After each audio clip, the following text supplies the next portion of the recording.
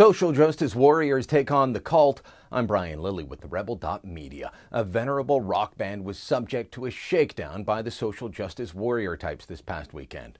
Do you remember the band, the cult? They were big in the late 80s, a big part of the soundtrack of my youth. They'd come through the punk movement and embraced the resurgence of hard rock. They were badass musicians with hard licks, catchy lyrics. They drew inspiration from The Doors, from Led Zeppelin. In a time when rockers were on the way out, the cult came roaring up with songs like She Sells Sanctuary and Love Removal Machine. And with their style and outlook, they actually bridged the gap between punk and the harder rock they were playing. They drew a crowd that was at once alternative and rocking, setting the stage for so many bands to follow them later on. Now it turns out they're old, fat, and scared of social justice warriors on Twitter. During a show on Saturday night in Ottawa, Ian Astbury, the lead singer of the cult, called out, "All lives matter." Now, Astbury was born in Britain. He spent part of his youth in Canada, went back to Britain, but he's called Los Angeles home for well over 20 years now.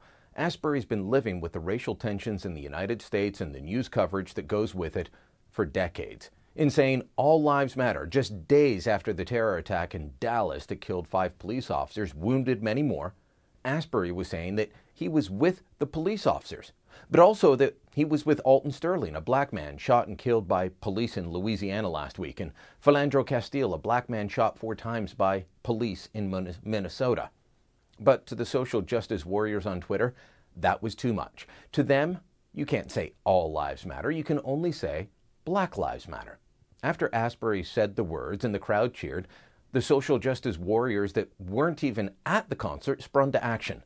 Fatima Baron, not even at the concert, tweeted this out, "Disappointed to hear that the cult said all lives matter tonight at Ottawa Blues Fest. Way to create an unsafe space. Please address this."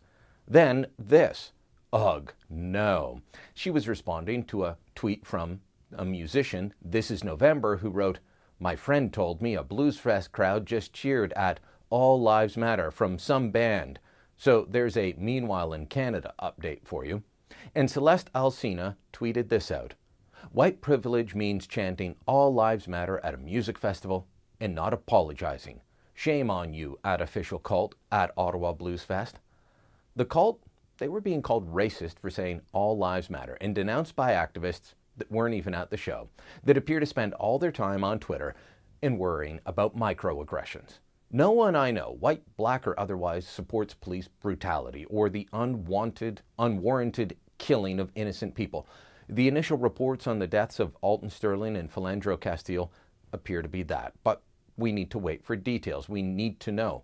If it is that, then it's outrageous and it demands action.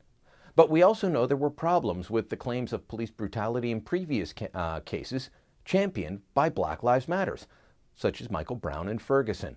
There, the narrative was that Brown said, "Hands up, don't shoot," and police officer Darren Wilson shot anyway.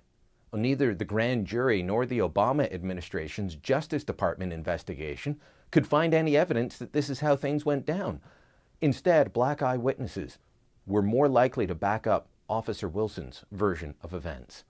Black Lives Matter at its core is a very political movement with an agenda. It's not simply a matter of showing solidarity. So when the social justice warriors took to Twitter to express their outrage, the cult and Ian Astbury quickly caved and apologized. He wrote, "I sincerely and deeply apologize to everyone I offended by using the phrase, all lives matter."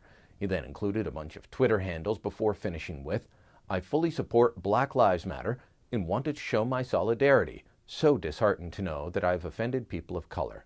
Thank you for enlightening me that this phrase is offensive. I shall never use it again." Oh, that resulted in an article by the Ottawa Citizen.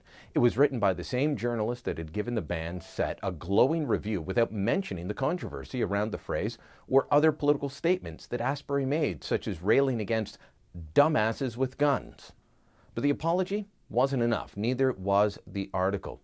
This tweet. Ottawa Citizen, is this how you save your ass after giving them a brilliant review after their racist chant? Do better. Word it better. That from Barry Manilow.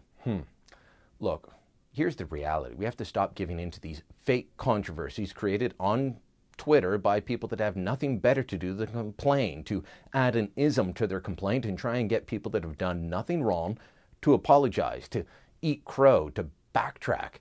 It's time to say no to the shakedown artists.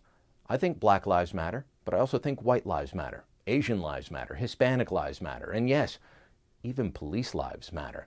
Bottom line is, all lives matter is not something racist. It's not racist to say that. I'm not going to stop saying it, and neither should you. Thanks for watching. Click here to never miss a Rebel update. Want even more of the Rebel? Well, click here to become a premium member.